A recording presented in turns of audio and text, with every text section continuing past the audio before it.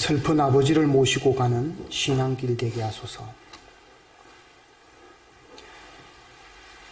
아버지께서는 고요한 가운데 현현하시기를 절겨하셨사옵고 어려운 가운데 나타나기를 개의치 않으셨사옵니다. 싸움터에서도 친히 저희들과 같이 싸워주셨사옵고 낭망의 자리에서도 저희들과 함께하여 주신 역사성을 띈 아버지였음을 저희들이 다시 한번 깨닫게 될 때 언제나 저희와 함께 계셨사옵고 언제나 저희와 같이 싸워주셨고 언제나 저희와 더불어 살기를 고대하시던 아버지심을 생각하게 될 때 땅에 살면서도 땅을 배척하고 거부하기를 즐기던 지난날의 신앙노정을 뉘우치게 하여 주시옵소서.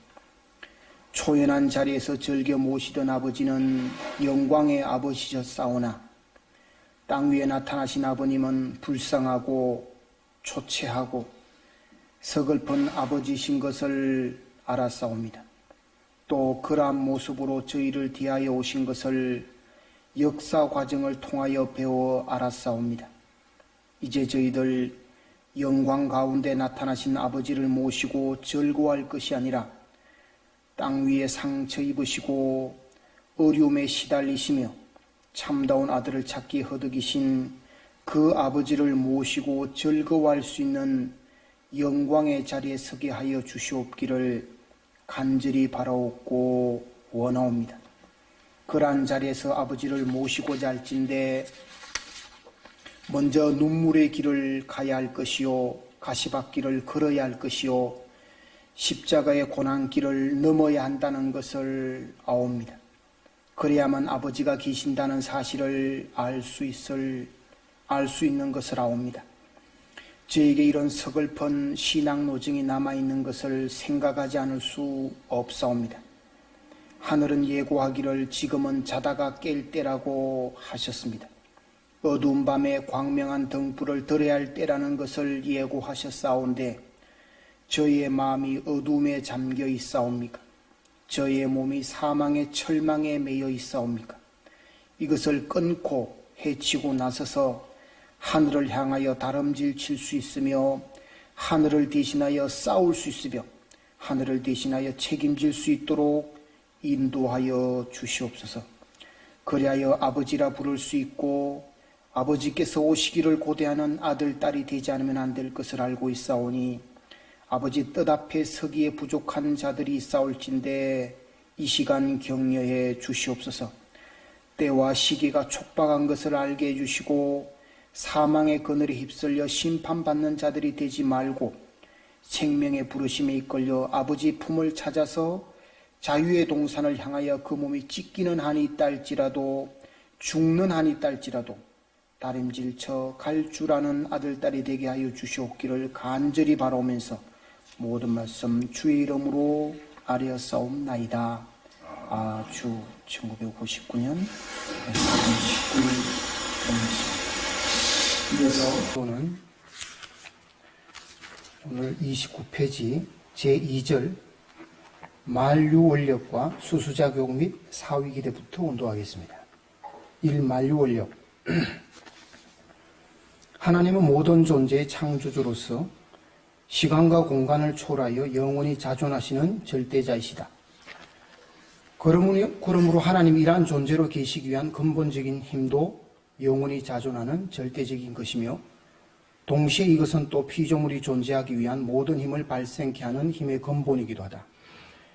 이러한 힘의 근본된 힘을 우리는 만류원력이라고 한다. 이 수수작용 모든 존재를 이루고 있는 주체와 대상이 만류원력에 의해 상대 기준을 조성하여 잘 주고 잘 받으면 여기에서 그 존재를 위한 모든 힘, 즉 생존과 번식과 작용 등을 위한 힘을 발생한다. 이러한 과정을 통하여 힘을 발생케 하는 작용을 수수작용이라고 한다. 그러므로 만류원력과 수수작용의 힘은 각각 원인적인 것과 결과적인 것, 내적인 것과 외적인 것, 주체적인 것과 대상적인 것으로서의 상대적인 관계를 가지고 있다. 따라서 만류원력은 종적인 힘이요 수수작용의 힘은 횡적인 힘이라고도 말할 수 있는 것이다. 그러면 우리는 여기에서 만유원력과 수수작용을 중심하고 하나님과 피조물에 관한 것을 좀 더 구체적으로 알아보기로 하자. 하나님은 그 자체 내에 영존하는 이성성상을 가지고 계셔서 이것들이 만유원력에 의하여 상대 기준을 이루어 영원한 수수작용을 하게 된다. 이 수수작용의 힘에 의하여 그 이성성상은 영원한 상대기대를 조성하여 하나님의 영원하신 존재기대를 이룸으로써 하나님은 영존하시며 또한 피조세계를 창조하시기 위한 모든 힘을 발휘하시게 되는 것이다. 한편 피조물에 있어서도 그 자체를 이루고 있는 이성성상이 만유원력에 의하여 상대기준을 이루어가지고 수수작용을 하게 된다. 그리고 이 수수작용의 힘에 의하여 그 이성은 상대기대를 조성하여 그 개성체의 존재기대를 이룸으로써 비로소 그 개성체는 하나님의 대상으로 서게 되며 또 스스로가 존재하기 위한 모든 힘도 발휘하게 된다. 이에 대한 예를 들면 양자와 전자의 수수작용에 의하여 원자가 존재하게 되고 그의 융합작용 등을 일으킨다. 그리고 양음 두 이온의 수수작용에 의하여 분자가 존재하게 되며 또 화학작용이 일어나기도 한다. 한편 양전과 음전의 수수작용에 의하여 전기가 발생되며 모든 전기작용이 일어나게 된다. 식물에 있어서 도간과 사간의 수수작용에 의해 식물체의 기능이 유지되며 그의 유기적인 성장을 하게 된다. 그리고 암술과 수술의 수수작용에 의하여 번식을 하게 되는 것이다. 동물도 수컷과 암컷의 수수작용에 의하여 그의 생을 유지하며 또한 번식한다.